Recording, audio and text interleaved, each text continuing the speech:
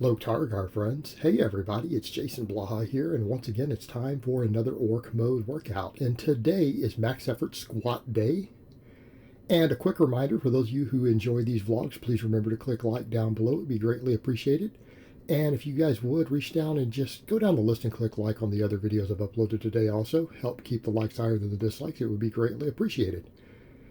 Today, as you guys notice, I'm trying to get that stance out as wide as possible.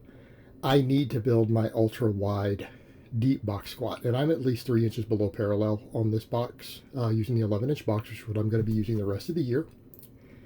And I'm using a random system, and I'll show you guys later what I'm doing to determine my bars, chains, bands, and whatever. I'll show you guys later because people will want to see it, I'm sure, and it really isn't as complicated as you guys think.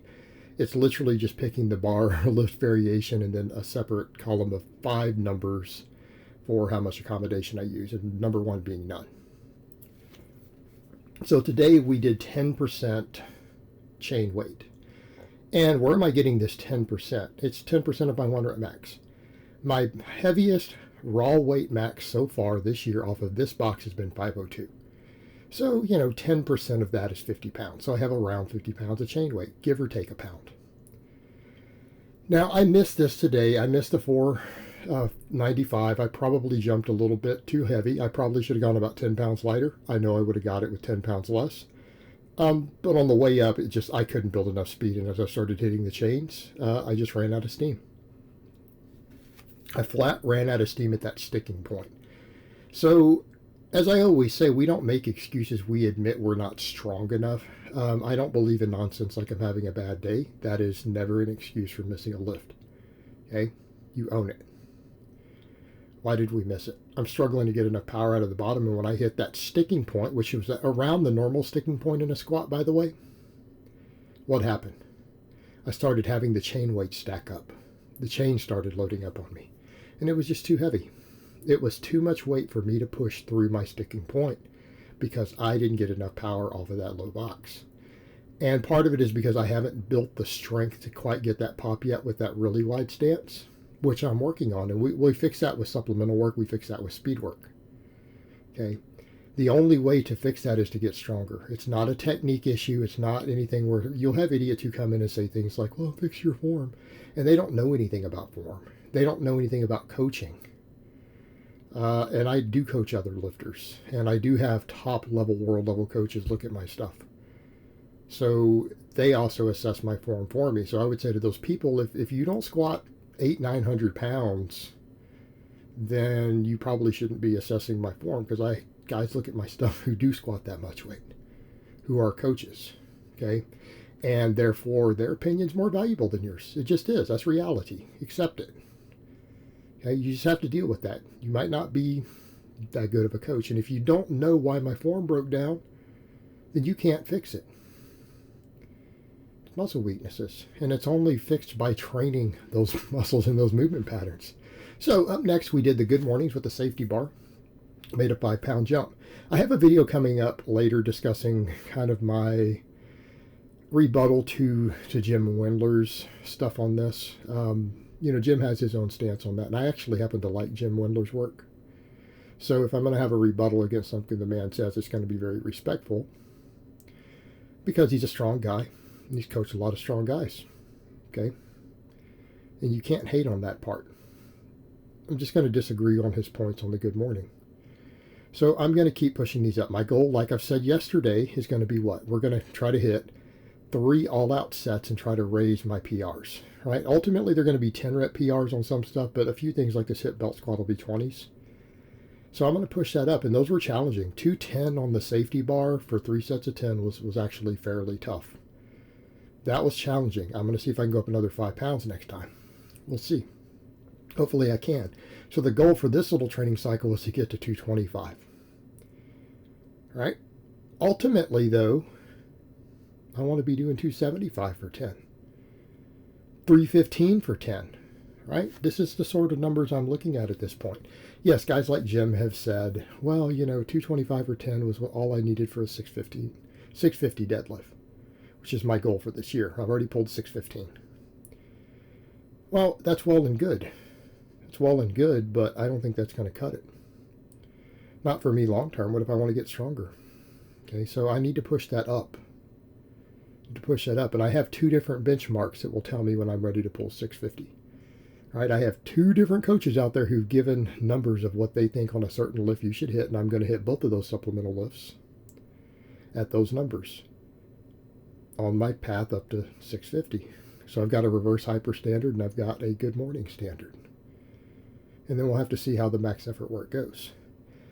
Now, for people who are looking at these, they're like, man, you look like you're struggling. I am struggling. These are hard. And some guys out there look at that and say, that's only 200 pounds. It's only 200 pounds on that. You've never done this exercise. And don't come and tell me how you did it on a pit shark. I don't care. I'm talking about hanging from a belt around your waist. Drop into parallel. You put 200 pounds on there and see how many reps you get. I'm just going to throw that out there. It's usually people who've never done this exercise. Or if they have, they did half reps, right? They didn't go, go to depth. It's hard. Keeping in mind, you guys have seen me squat 550 raw in January. So 550 squatter, 200 pounds for sets of 20 on these are hard. I couldn't complete the 3rd set. They're hard. But that's not good enough, is it? All right, okay, this is where we're at. First, we need to get the 200 for all 3 sets. When we get 3 sets of 20 with that 200, I can increase the weight.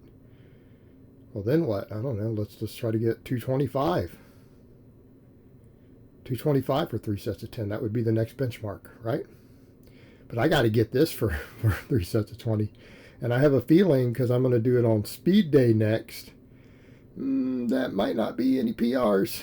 It might be a struggle then. But you know what? I'm not going to nocebo myself, right, and say it's going to be impossible. We'll get there and just give it my best. But on this one, you guys will notice this 3rd set, I was shaking on every rep. If you guys watch, I don't know if the camera picked it up or not. We'll have to look at it and see. I don't know if we can tell, but I was shaking. I was shaking. And my quads and hips and everything were just, they were done. They're like, what are you doing to us? Can't handle this shit, bro. Can't handle this. That's okay. It is what it is. But even some of these, I started short stroking the reps too. And that's when I knew I was done. Like, look at that. Some of these, I'm just like, I couldn't hit depth anymore. And I was just shaking. And I'm surprised we can't see it on camera, guys. I felt like I was shaking all over the place. Like I was just quivering, trying to hold it at the top. My legs were just shimmying. And just like, I'm done. I got like 12. And I'm like, I can't get to 20. I can't do it. I felt like I was going to fall down. My legs wouldn't stay upright.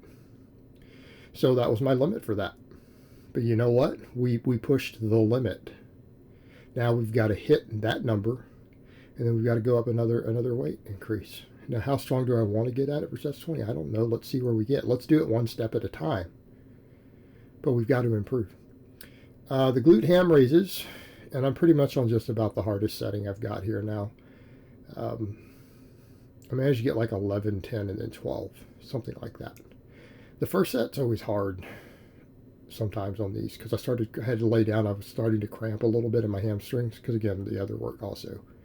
So I had to lay down for a minute before the second set. And I gave myself a good little break, made sure my hamstring didn't cramp. By the way, if your hamstrings start to try to cramp it, all the best thing you can do is get them locked out. Lay down, sit down, whatever you have to do with your legs locked and straight, and it'll usually knock that cramp out so you can finish your training. But that did happen to me here, and it's fine. By the way, for the trolls who came through today, there's several of them who I banned immediately. When are you going to lose weight, fat boy? Well, I'm cutting right now. I am losing weight. And anyone who says, well, you can't cut, you guys have seen me do a 35-pound cut before. You've seen DEXA scans. Okay, we'll cut. It's not going to be fast cut. And no, I'm not going to get ripped. And that's the point I want to make clear. That's the one thing I can't stand, and you'll be banned instantly. Why don't you get ripped? Because getting ripped is bad for your health, you fucking idiot. That's why. How do you like that answer? Read a goddamn study on body fat. I don't want to die, that's why. Now that we got that out of the way, because it's stupid, and it'll kill you. How's that for a good reason? You don't want it. People don't like to hear that. These silly kids don't like to hear that, by the way. Like, why are you being so mean? You're just full of it. You're just hating. Yeah, I'm hating you for being an idiot. Like, why can't you go look at studies on body fat and look at the blood work done and figure out that I'm being honest with you? Don't get mad at me because you're not intelligent enough to read. Okay, that's not my fault. I'm sorry you didn't, finish middle school or whatever your problem is, but that's not my fault, guys. Getting ripped is bad. You shouldn't do it. Now, over to the next exercise. Inverted rows, which I did with the extra 2 inches elevated, and I'll just work that up over time. Because they were getting way too easy, getting way out of my rep range with heels on the floor. So I'll just add a little bit. And these are honestly a hair lighter than I'd like because I got too many reps. I really want my stuff to be closer to 10 and up to 12. If I'm getting more than 12 reps on anything, I really need to increase weight. Other than certain specific leg exercises, which you guys know the 2 exceptions, and they were in this video. So I got my 3 sets of this. They were all at least 12 reps. And again, we're cutting it off at 3. 3 all-out sets of everything is all I need. As long as we're getting enough exercise variation, we're fine. Keeping in mind all my delts and shoulders and upper back are getting other work through the week. I do more of that stuff on my upper body days than my leg days. But we need it on all 4 days just for the extra grip training and the extra back work. It's a good idea. And I coach a lot of my clients. A lot of my clients do back work on all 4 training days. Then we did the reverse hypers. And I'm sorry, I just had a guy come in here and try to tell me, you're doing these wrong. Like I have to say this every video here. Someone actually watched another clip and they're like, well, you're doing these wrong. It's like, go tell Louis Simmons that. Anyone ever seen his responses when people criticize something he says? It's hilarious. He looks at them and he says, who the fuck are you? It's like, I've coached over 80 world record holders. Over 80 world record holders. I coach elite athletes in multiple other sports outside of powerlifting. I've rehabbed my own broken back using this device that I own the patent on. He would probably tell you, who the hell are you to tell me how to use a device that I invented and that I train world record holders with, and that I rehabbed my lower back and deadlifted over 700 pounds with a broken back still. And that's a fair point. So why am I swinging? 2 reasons. It pulls your spine into better traction. Number 2, eccentric overload. How many guys out there say stuff like, well, eccentric reps are really important for hypertrophy, but they don't do any real eccentrics. What does eccentric overload mean? It means you have to have something like a band to force you into a faster eccentric, or you have to have a weight heavier than you can lift, pull you on an eccentric. Okay, right? Otherwise, you don't have eccentric overload. What's happening right here? I have 390 pounds. When I swing up, what happens? It pulls me back down. So I have that overload of a heavy, ultra heavy eccentric reversing and pulling me back down. Okay, that creates an enormous eccentric effect. The pump that I get from doing this, and sometimes the cramps and sometimes the DOMs, is absurd. And keeping in mind, I'm using it the way the inventor, Louis Simmons, demonstrates in that regard. Number 2, it pulls you into a further traction of the low back. Well, why do we do that? For restoration purposes. Okay. It's a reason we can train the volumes we do on an exercise like this and recover. Because I'm able to recover and do all this stuff again 3 days later each time.